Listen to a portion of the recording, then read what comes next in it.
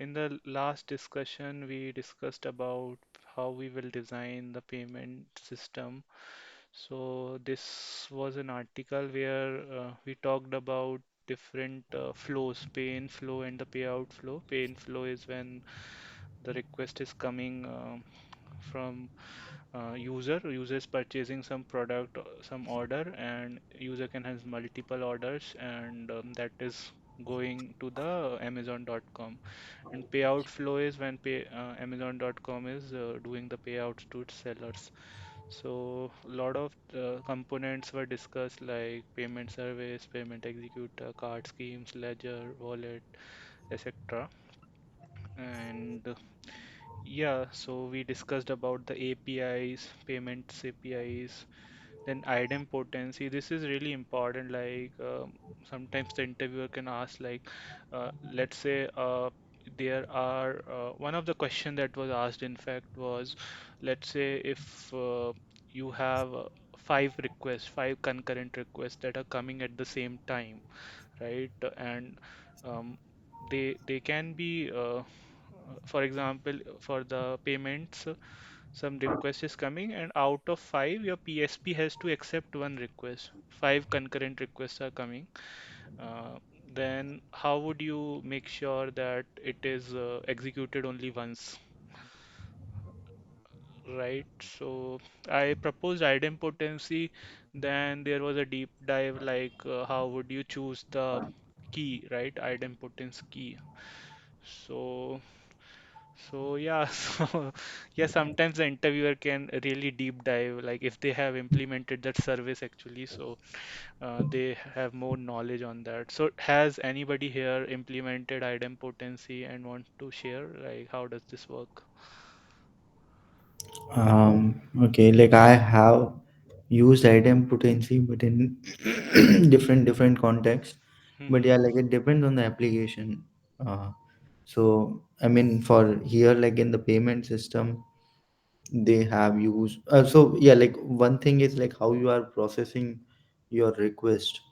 So let's say if you are writing it in or some database or something, there's one thing I think in uh, one of the chapter like Alexu has used in his book, basically where they have so basically yeah like some unique ID. So ID, I mean like in relational table they are using some uh, like I would say like some ID Mm-hmm. for the yeah like for the request, and then that ID should be unique.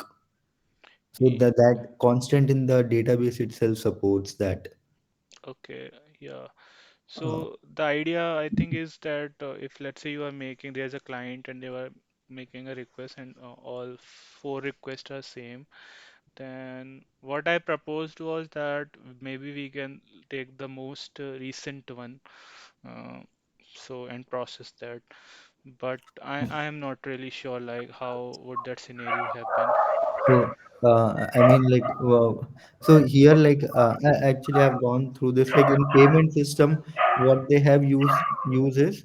So basically, like, let's say, like I'm Amazon.com, and like on the shopping cart, I am going for the processing of the payment, right? So, so basically, like some payment ID would be like unique. So basically, let's say, like my checkout ID or something. Mhm, So like for one checkout ID, right? Or let's say some shopping cart ID. So that so yeah, like that can be used as a like I would say like unique key, right? mhm.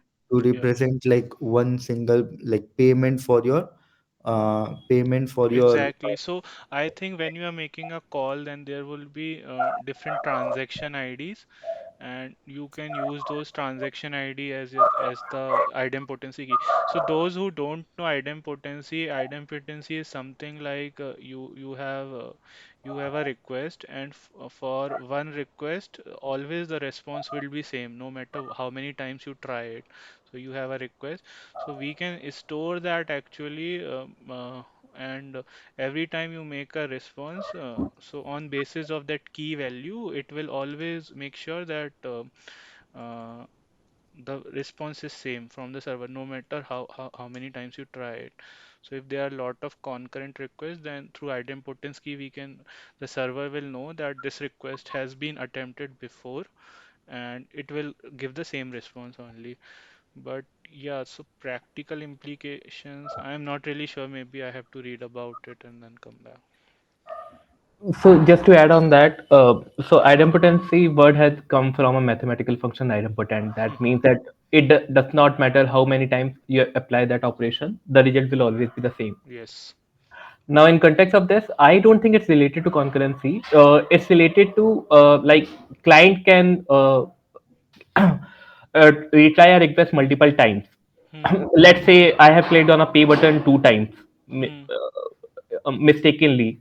So those kind of things had happened, but the system had to be so reliable that even in that case, it had to work like that. That transaction has succeeded only once instead of twice. So this is how it works, and I have used it in my system, but it is not that critical as payment system that we are discussing. Okay. So we used Java util library to generate a unique Okay. identifier, that is UUID library, Yeah. unique identifier for a request, and we make that idempotent key for that request. Okay. And for different services, idempotency key can be different. Like Yeah. here in payment service, you can have the checkout ID as idempotence key, Yeah. but in payment order service, sorry, executor service, you can have payment order ID as idempotence key, Yeah. because a single checkout can have multiple payment orders that we discuss in article. So different service can have different idempotence key. And how this was used in my service was, let's say a request has come, we will first check, because this is the primary key of my database. Hmm. It will check whether that request is already present in the database or not. If it's Yes. present and it succeeded, we will just return that response. We will not compute it again. If Exactly. if the request is not present in the database or it has failed, then only we will retry it. Otherwise, it we will just return the same response that we have computed earlier. So Yeah. that's how it works. Yeah, it makes sense. Let me just write it down what you just said. So how we will implement idempotency is, let's say we have a transaction ID or something. So we will have this unique ID, and let's say again this transaction user is trying, or your system tries to do, right? If you put it in a retry queue, for some reason it gets into a retry queue. So it will be again tried, but in the DB, we already have this idempotence, right? This key in the DB. Then we will, what Shubham said that Shubham or Vishal said that we will check in the DB if it is present, right? Then we will not do any calculation. We will not do any calculation, and we will return the response, uh, right? And return response. However, let's say if it is not present, then we will calculate. We do calculation. If not, then calculate. Right? So makes sense. There could be other things also. We can maybe check details about idempotency later. So makes sense. So I have not started the article yet. So these were some of the APIs which we discussed yesterday for getting the details and schema details, checkout, buyer, seller, right? We already have discussed the payment order status can be these. Now, ledger was also introduced where you keep the record, right? What credit has happened, what debit has happened. So something like that. It keeps a record. Payout flow was also something. So this was right. I think this is how you do a idempotency, which we discussed, exact once delivery. So yeah, so that makes sense. Actually, you give a really good example. So if let's say a user clicks on two times, right? Two times pay button, but the backend will obviously fire two requests, right? Two requests. So in this case, we have to make sure that it should be executed only once. Yeah, like I mean, for this specific scenario, I think this can be handled on the front end itself. Like if you're clicking on payment pay button two times, but still like it can take it uh, take like the request only once. Hmm. Yeah. But Yeah. So yeah, but I think there could be multiple ways we can handle it, but yeah, this But makes more yeah, sense. still there could be scenarios like Uh, even like client send the request and then like server fails or some error happens. But let's say half of the way it has processed. But now since like server didn't got the acknowledgement, sorry, client didn't got the acknowledgement back, so it mhm. will retry. And then Okay. in that case, like multiple payment requests are being registered as a server side. But Okay. that. Sure. So I think this was the first article. We can maybe move to the next article. So this article is actually exactly copy like Yeah. from Alexo. Is it? Not sure. Doesn't matter. Yes. We will just discuss it. Yeah, no, no, I'm just like saying Okay. out. So this is from second part, Okay. Alexo Volume 2. Okay. Then it's good, right? We are just covering Alexu.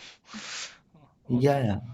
Okay. So let's start now. We were just talking about the summary. Now, here I think he will try to complete the design. Uh, okay.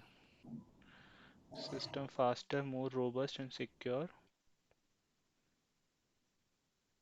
Yeah, handle multiple pay buttons and its consequences. Okay. PSP integration, then reconciliation. Reconciliation may be the refund and all, right? Refund flow. No, no. So Okay. What is it? uh, so reconciliation is like basically in case to handle the I would say inconsistency in our system. So basically, like you can say like extra like cron job or kind of system where like we get the actual source of truth and compare it with our system and then basically check like any mismatch. So in this case, like this could be like our ledger is Hmm. like one source on our system, but from there like the actual source of truth would be like PSP service, No, so external PSP service. ledger would be the source of truth, right? So yeah, like let's say so yeah, like basically like whatever that um like let's say for any account or any seller, right, whatever payment has been made by us by the platform, right, so whatever goes through that will be there at the I would say at the like PSP side, let's say Razor Pay, Hmm. right? कि मतलब like this particular seller has this much of credit or debit, right? Hmm. But our ledger says let's say something different. Okay. Like there can be some inconsistency occur, like Okay. मतलब So some. it will kind of sync everything, right? Yeah, Something like that. but again, like they can be scenario exactly like where like PSP is wrong, like Razor Pay is wrong, but like our platform is true. Then in that case, like some manual intervention can be required. So Okay. Actually, this was one of the question I was asked. So, like, in case of okay. failure, like, how would you, let's say, one auto debit, auto repayment happened on one day. Uh, for few days it happened, then it suddenly didn't happen, and the next day again it is happening. Then how would you handle something like that? So yeah, that there I actually said that ledger would be the source of truth, but maybe there can be issues from both for example, if you are doing a Paytm transaction, right? So Paytm, then you go and ask Paytm that, hey, my transaction, has it succeeded? What happened to it?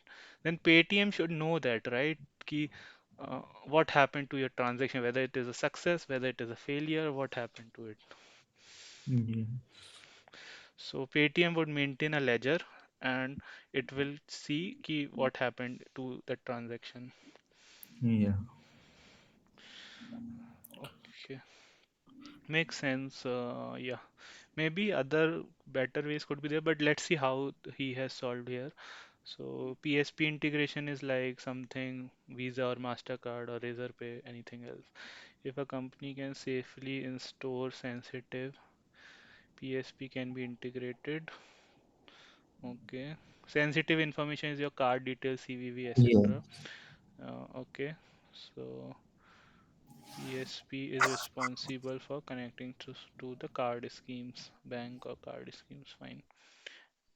We already discussed all these things like card schemes and mm, things like that.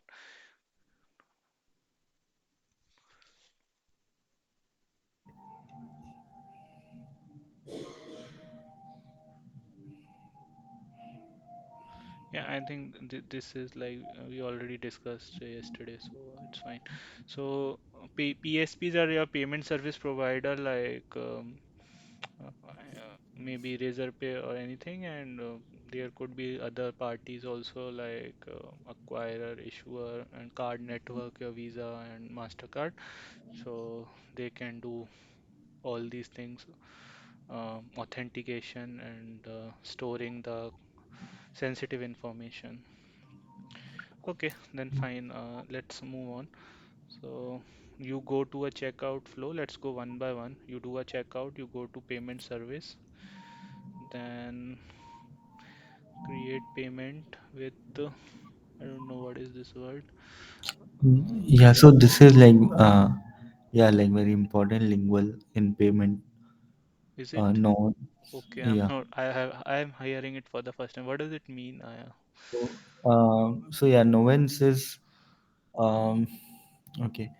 Like so let's say basically like on the checkout page you you go and basically you select some payment like payment details like Hmm. a payment form, let's say credit card, and you enter the details, right? Like I'm not 100% sure, but yeah, like Okay. Okay, so maybe basically, some data which is required for payment, the okay, let payload. me take an example. So let's say you are using Uber. Hmm. Okay, on Uber, let's say you choose one payment source, payment like a payment form as like Google Pay.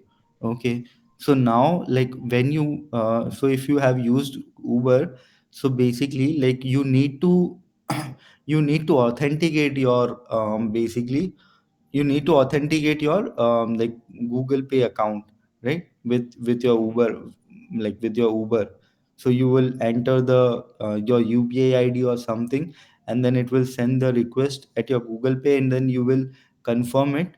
So this way, like it will basically create some token, right? Some unique Hmm. token corresponding to your Google Pay account, and like Okay, that it will store it. for authentication purpose. So yeah, Okay, so that it will yeah, like your payment service will also store, and like you will send it to like PSP, right? So understood. to register your basically like payment medium. Yeah. So like whenever, I mean, like how Uber does is like whenever you are taking a trip, so it will first like using that particular token, right? Your Hmm. Google like authenticated Google Pay Yeah. account token, it will check, verify that you can like take very basic example. So it will check, verify, like on the estimated cost of your trip, if your Google Pay account can take or not, that take or not.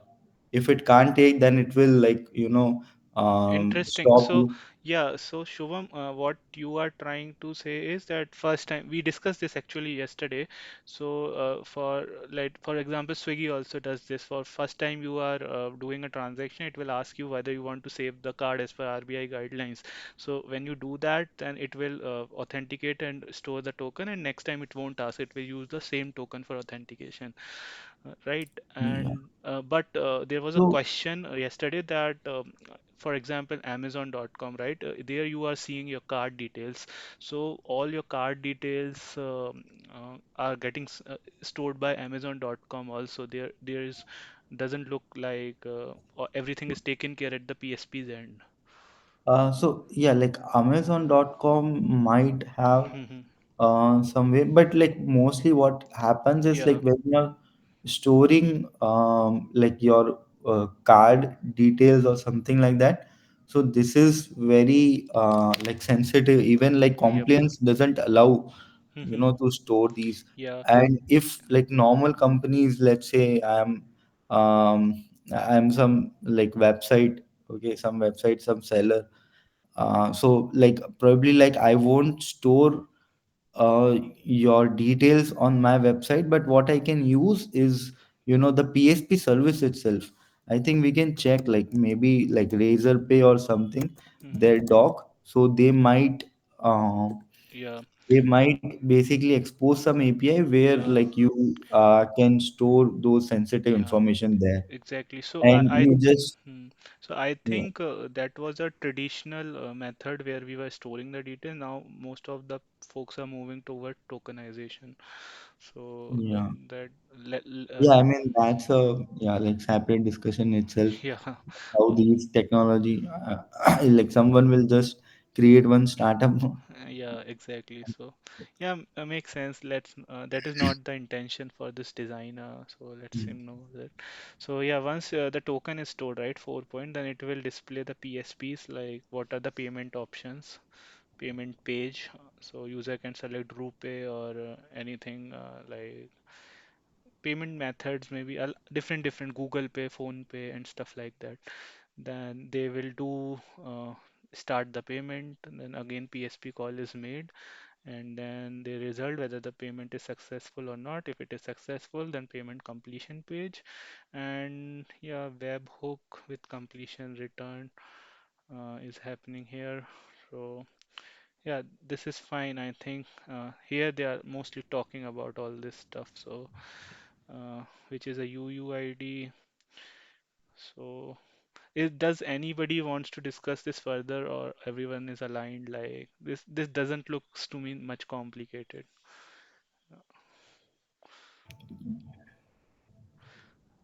So what is the life cycle of the token which we are storing in payment service?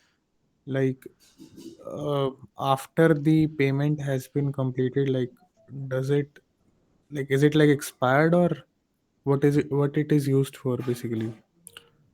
So, like what I think, like probably like this token will be, so like our payment service also stores this token, and this token is also registered with the PSP service. So, like most of the case, it should be like some long term. But yeah, like based on the compliance, they can like decide like how. Why do we need it actually, the token? Is it like the some if any PSP is down, or you can use the token to retrieve, No, or so these guys don't want to store the sensitive information. So why would you need sensitive? You can just give that responsibility to the PSPs. Let PSPs, they are good at handling all this sensitive and payment related things. So you just pay them, right? Ki we will use your service. You do the authentication, everything, payment life cycle. We will just store whether that payment has happened or not, and the token. So I think that is what is getting stored in this system. Yeah. I've just searched like nonce, so it says like it's a like some value that has very low chance of repeating. Okay. So in context of payment, like we can see, Yeah, just use ChatGPT, guys. You yeah. So can. this token is just a unique identifier for that request. So you can always see the status of the current request using that token only.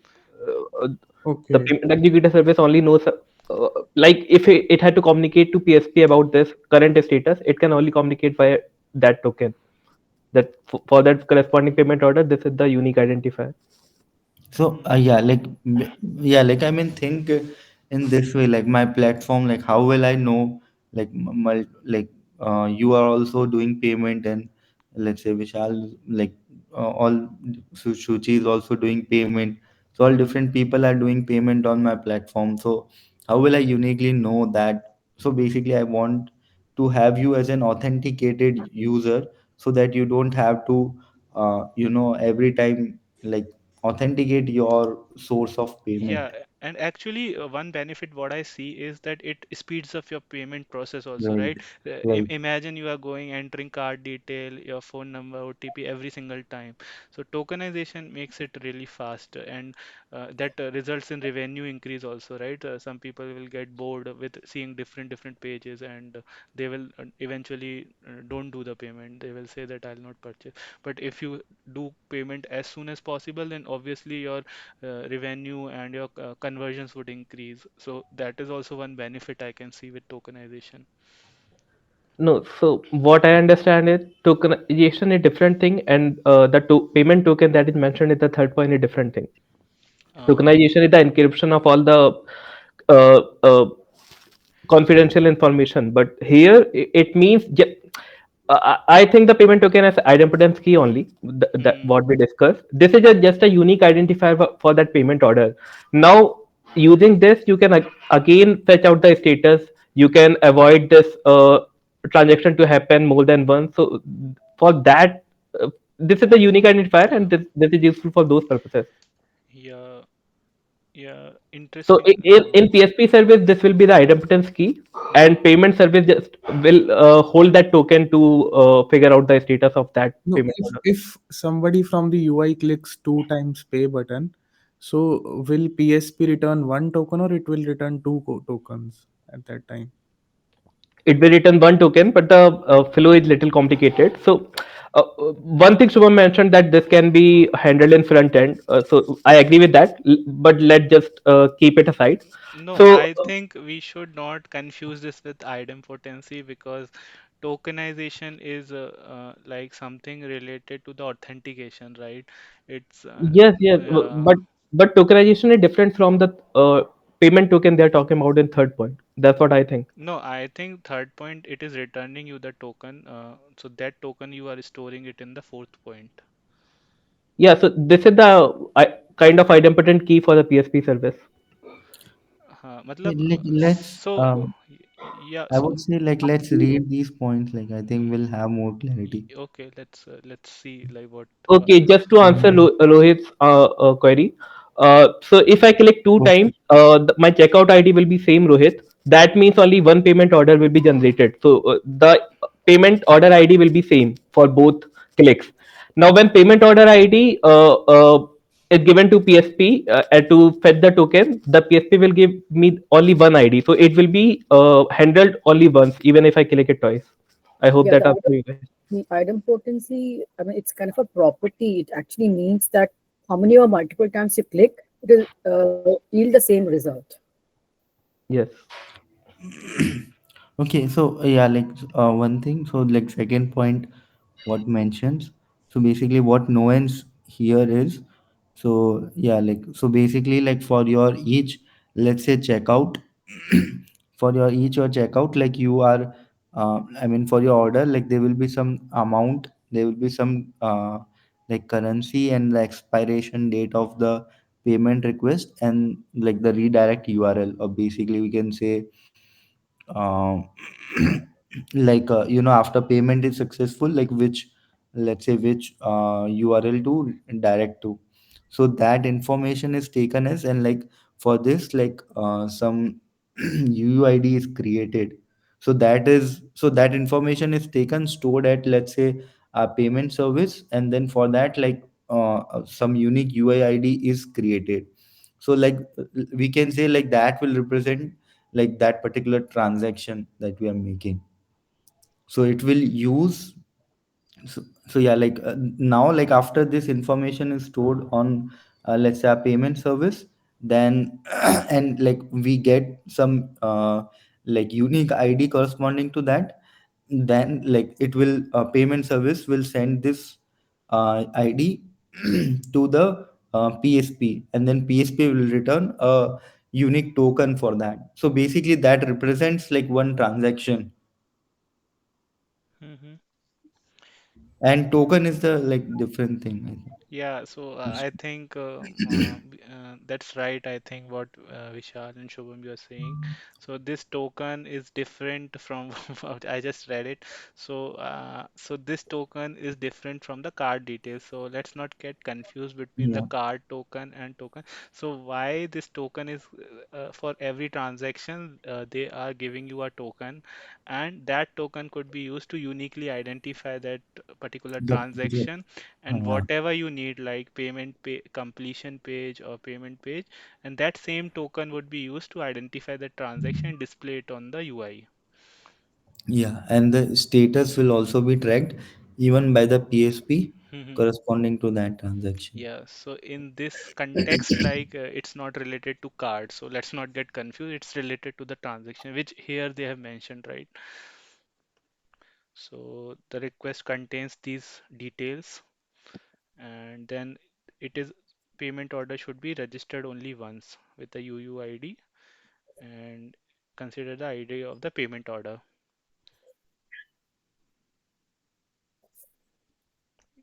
right? This token helps us in finding the status. Everything you can find through this token. Basically, I think it can consider as a transaction ID or something. Yeah. Okay. Once the token is persisted, the client displays the PSP hosted page. Okay. So the hosted payment page needs two pieces of information. The token received.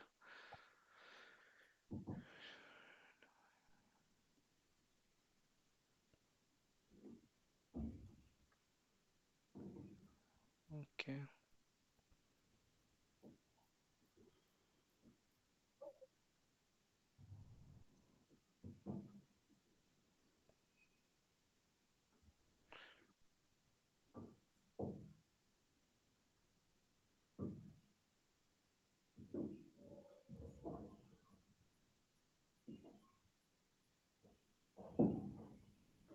I haven't used webhook actually, so I'm not really sure how does this work, but some URL they are saying it gets generated and uh, Yeah, so basically, it's a, yeah, like you can say like some asynchronous mode of communication. So let's say my service one is calling service two, like external service. hmm So now like I have made the call to service two, but like after the service two call is completed, then instead of waiting on that service two, what I can do, like one way is like register a webhook, which is basically, let's say my post API, hmm right, corresponding to that particular service call.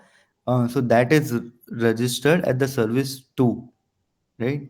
So now like when the status is completed, the service 2 will like automatically make the call at service 1, indicating like this thing is completed, and then so basically asynchronous mode of communication. So it's just a post API, some post API or get API that is registered with the service 2. So if you have used like any third party service, hmm they provide this kind of webhook. Like I have used with something called like big commerce is uh, hmm like I would say like um, something like Salesforce hmm so so basically you can create and like manage your e-commerce or something, like create your e-commerce. Okay, so this is a sync call. The PSP calls the payment service status via webhook. So basically, you can get the data using this webhook. Let's say a payment gets completed. So some URL, is this the URL that would be generated? No, no, right? So yeah, like yeah, like this URL, you can say like it can redirect to. I mean, like after this service, after PSP succeeds, hmm payment succeeds, then it can basically redirect to this. Okay, and then this URL from the PSP, we can get the data from Paytm or somebody that what happened, right? So yeah, like I mean, like this external payment service will just make a just suppose like this external web service, Hmm. let's say Razorpay, will make a like we will register our URL, let's say for a particular like checkout ID or something, right? So Hmm. now, like if yeah, like so basically we want like rest of the order process to go through, Hmm. right? So let's say after this payment is succeeded, like our API, like let's say basically change the status of the order or something like that, right? Okay. So they will be like our post API for our order service, right? Hmm. So it will just make a call. Yeah, like the Razorpay service will just make a call to our service.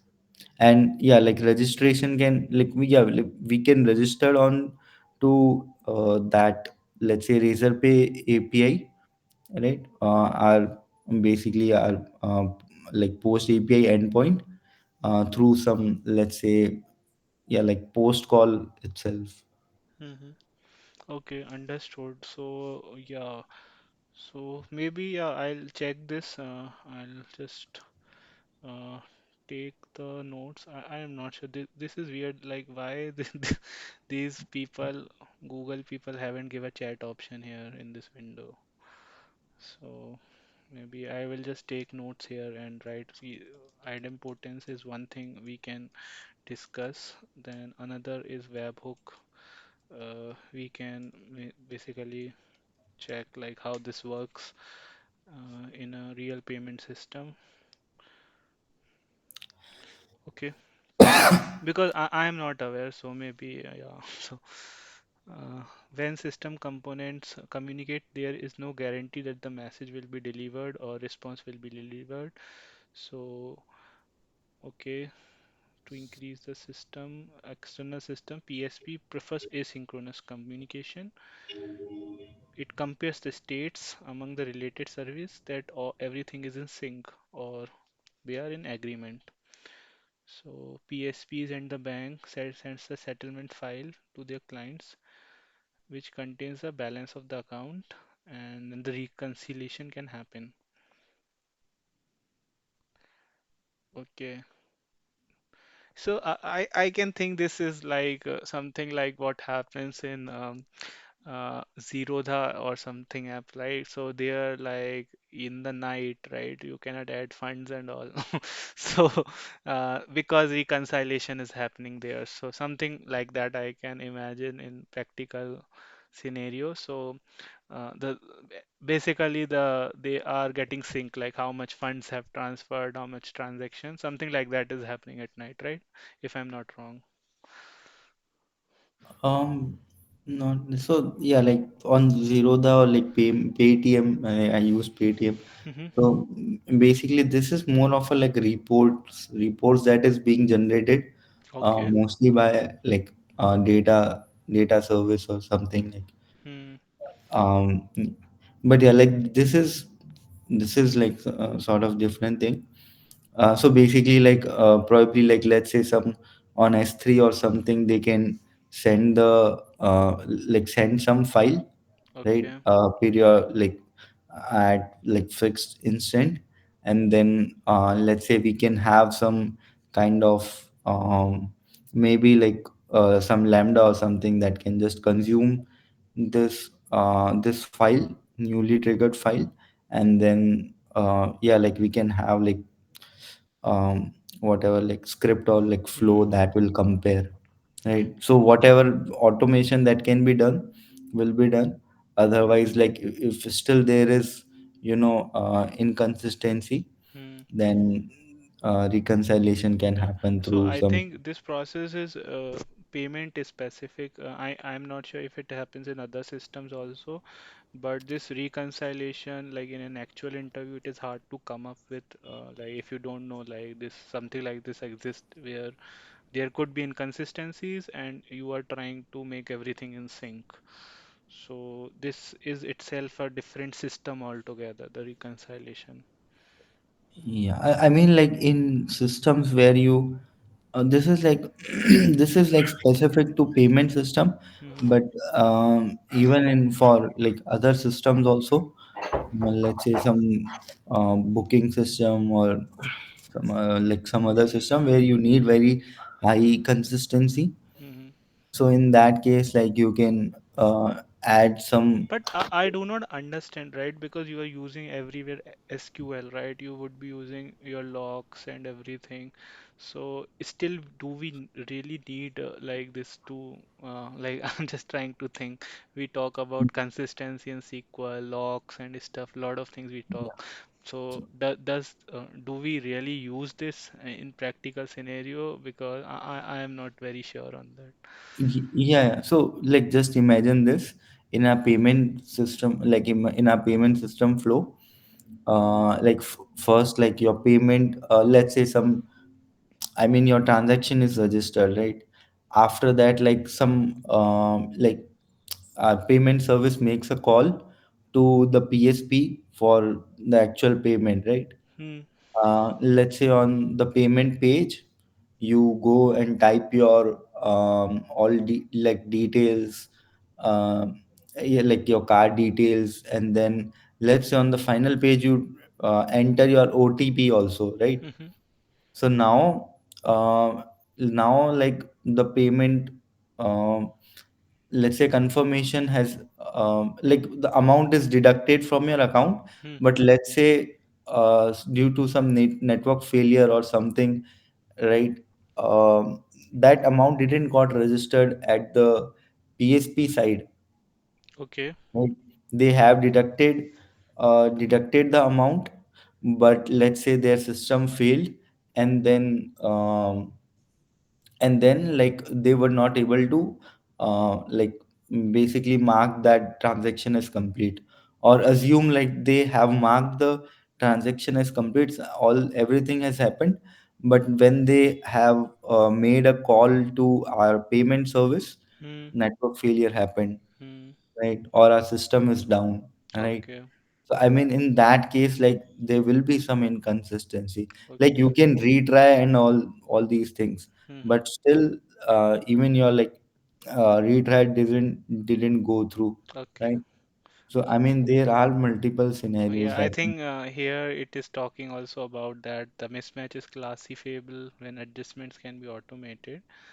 How to fix it is cause I don't know what is this, but in this case we are aware how to know the fix, but cost of automation is too high. Okay, manually it can happen and special job queue, finance team. Yeah. I think this actually happens. You are right because I have seen in my previous organization, like there would be multiple sellers, right? And then sellers will keep on coming and saying that I haven't received the payment, I haven't received the payment. So then the team will sit in an on call or some high priority issue and they will see what has happened to the transaction, why the seller is not doing it. So we will say how much inventory it has sold, like right as per that. Then some calculation like this much inventory has been sold.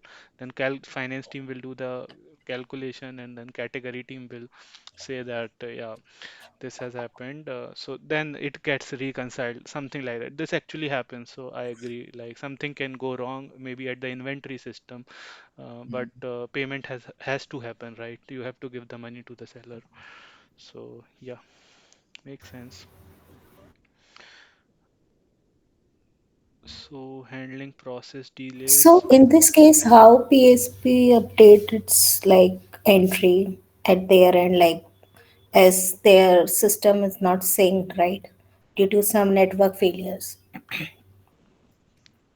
Mm, So Like how they they also have a approach ledger this. system in their end, and we Okay. also have a ledger system in our end. Let's say we are working for Amazon. So reconciliation means that every night we will try to match up our report with them and try to figure out what is the bug. Maybe they have mistakenly missed any transaction, or we have missed. So we try to fix it through reconciliation. So some mismatch can be fixed automatically. That's what mentioned here, and some might require manual intervention by finance team, that we are missing some events that were high priority. And this is a high data integrity require system, right? We cannot afford to lose even a 100 rupees transaction. So that's how it has been Yeah. mentioned here. So one Okay. thing I want to also highlight that this uh, ledger, right? So this ledger, the main role of this is to maintain the integrity, data integrity. That is what you have to tell in the interview. Okay. No, no, ledger. I mean, No, it maintains data integrity. I have read about it. So that is the core of the ledger. Uh, Not sure. So reconciliation definitely we are doing for data integrity, and every time we are asked for a system that requires high data integrity, I think we can also suggest this reconciliation thing there. yeah, But apart from that, ledger is required for the compliance purpose, for the monthly tax reporting purpose, Hmm.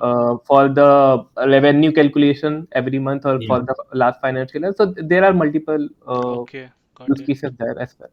yeah. Okay. It's just like what So old time only the people. reconciliation part related to ledger is required for data integrity. Other thing are for other purposes, auditing purposes, I guess. Okay. Makes sense. Yeah. So So, how this reconciliation system works, I'm not able to understand properly. Like, are kind of like jobs are working at night? So in simple terms, let's say we are doing some business together. I am buying certain things from you and making payment at my end. So what I will do, whenever I make payment to you, I will write it in my diary every time that on this date I have given this much payment to you. And at your end also, you can also have a note of that in your diary.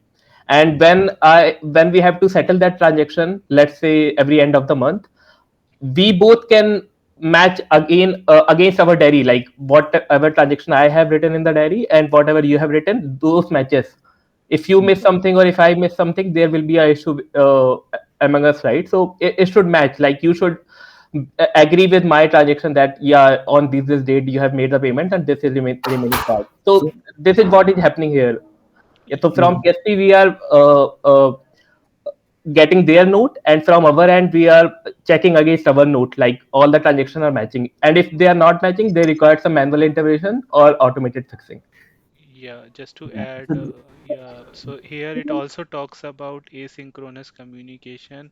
So whenever the system is asynchronous, right, there can be these gaps or inconsistencies between different services. Let's say the data is existing in service one, and data is inconsistent in service two. So all of them should be in sync. So something like that.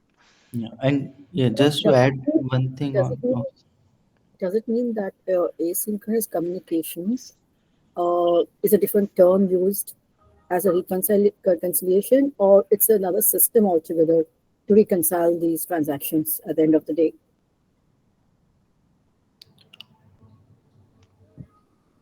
I couldn't get it completely, like what you meant.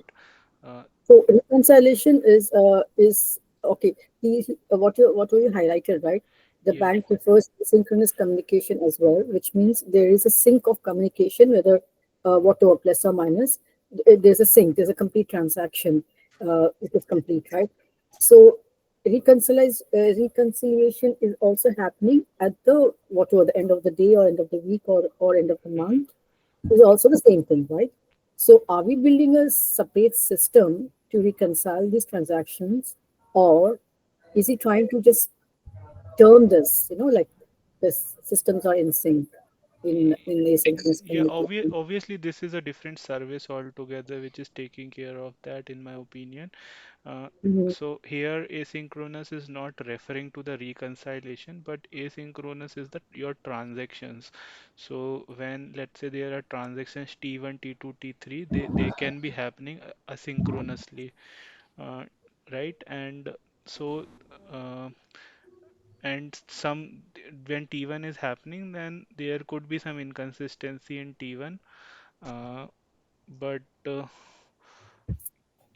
yeah, let's say an order is happening. That is, I'm thinking that an order is happening, and um, it has to do a payment for three times. It is trying to do a payment, uh, T1, T2, T3 for the same order. So T1 happened. T1, T2, T3 will happen asynchronously. T1 happened. T2 has some issue, uh, some service issue or some network gap, and T3 Mhm. also happened. So T1, T2, T3 now. There is a They, possibility that your PSP is having all the details of T1, T2, T3. It says that the payment is successful, but your system says that T2 has not happened. So then there would be a reconciliation there. okay, okay. Am I wrong? Am I correct? Or does anyone differ here, disagree? But T1, T2, T3 are transaction happening, every So, moment. so Every moment. yeah, what I'm So, trying to say, uh, let's say there is an order, okay? So this order can have, we have to do, let's assume that for now, that we have to do payments for these two, T2 and T3. mm, Okay, we make a call to your PSP that, yeah, I am trying to do for all the PSP says T1 success, 200 okay, T2 also 200 okay, and T3 also 200 okay. Okay, so, but your system says ki it is 400 something. Okay, mm, now the actual reconciliation will happen, but T1, T2, and T3 are async right. calls. Mm. But you have to now kind of do the reconciliation that how there is a mismatch, right? So uh, now you have to see who is correct here, and accordingly that will update. So T1, T2, T3 of a single order. Yeah, I'm just taking an example here. It not be relevant to the design, but yeah. No, I did not understand. So for a single order, why three transaction? Yeah, I'm just thinking that for single order, let's say there are three transactions happening, just to make them asynchronous.